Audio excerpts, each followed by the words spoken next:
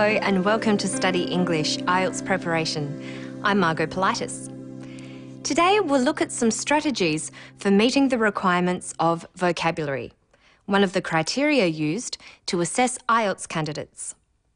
When writing, you can expand what you want to say by adding words that give more detail or are more specific and descriptive.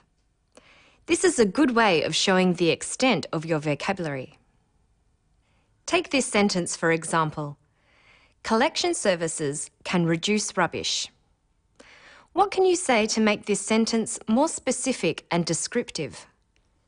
First, look at collection services. Ask yourself who, what, why, and where. What sort of collection services reduce rubbish? They could be weekly collection services or better collection services. You could also say more frequent collection services. More frequent collection services can reduce rubbish. You can do more than just use words in front of collection services. You can also add a phrase after it.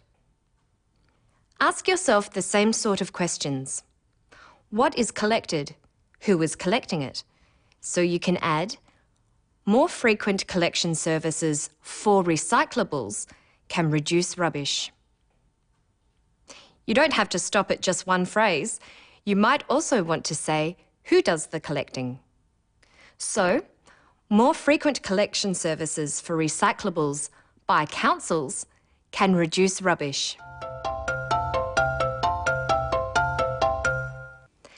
You can also add words to the verb in the sentence. We know more collection can reduce rubbish, but by how much? It can substantially reduce rubbish.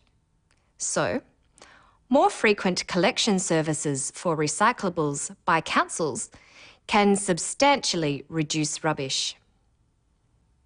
Substantially is an adverb. It's one of the forms of the word substantial. Adverbs often end with "ly". Other words that mean a large amount are vast, considerable, and great. Their adverbs are vastly, considerably, and greatly. Any of these words could be used instead of substantially. A good vocabulary is not simply the number of words you know. It's being able to use all the forms of a word correctly. For instance, reduce means to become smaller or to lessen. Listen to how it's used in this clip from a story about sealing roads. In Asia, the cost of redoing roads is very high. We can address that issue and give them a tightly bound service which will reduce the cost for the regional councils. Will reduce the costs. Reduce, that's the base form of the verb. Reduce is a regular verb with the forms reducing and reduced. He uses one of these here. Here you have a car that is travelling along an untreated section of road and then hitting a treated section of the road. You can see that the dust is reduced by a significant amount. Is reduced by a significant amount.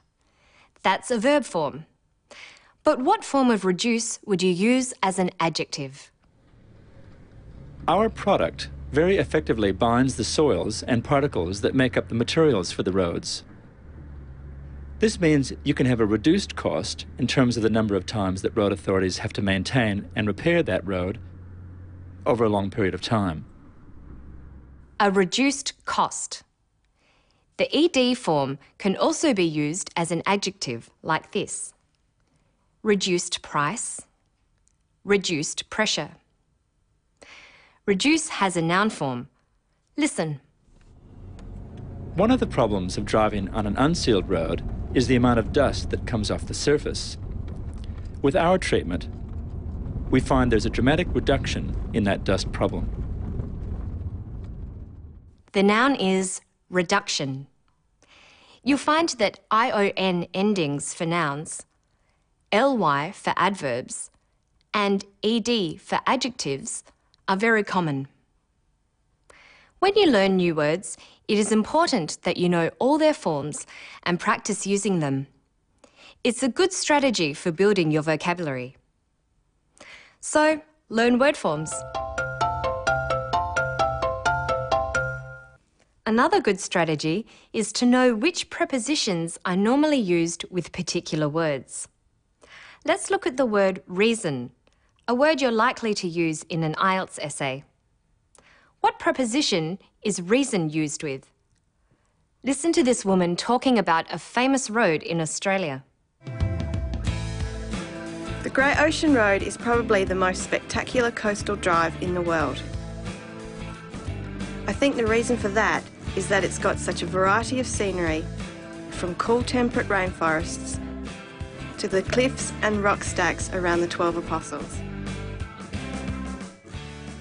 She says the reason for that is reason can be followed by the preposition for. You can say reason for leaving or reason for arguing. Look at know, for instance. With the verb form know, we use the preposition about. Know about. Like this woman when explaining why she makes a scrapbook of her life.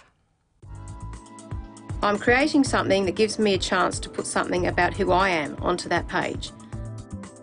I often think when I'm working on a project, what would my kids like to know about me in 20 or 40 years' time? Know about me. But with the noun form knowledge, we use of.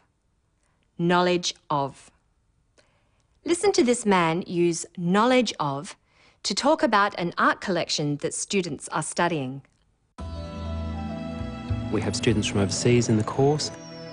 They get this first-hand knowledge of this terrific collection, but also they can take that back with them to the countries they come from.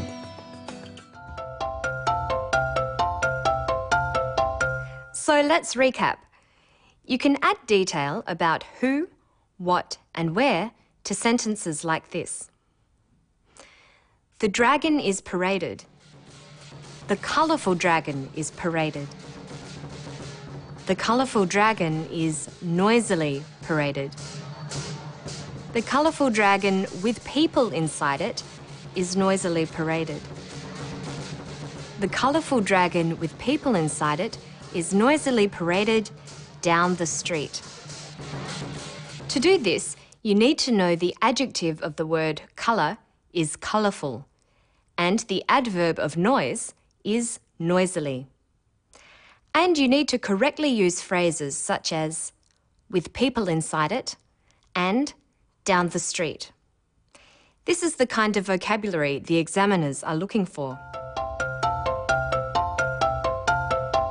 You also need to be aware of the prepositions that go with certain words. You say that you know about something. I'm creating something that gives me a chance to put something about who I am onto that page. I often think when I'm working on a project, what would my kids like to know about me in 20 or 40 years' time? But have knowledge of something. We have students from overseas in the course. They get this first-hand knowledge of this terrific collection, but also they can take that back with them to the countries they come from. And you say that you have a reason for doing something. The Great Ocean Road is probably the most spectacular coastal drive in the world. I think the reason for that is that it's got such a variety of scenery, from cool temperate rainforests to the cliffs and rock stacks around the 12 Apostles. That's all for now. To find more information about vocabulary, visit our Study English website. Good luck with your studies.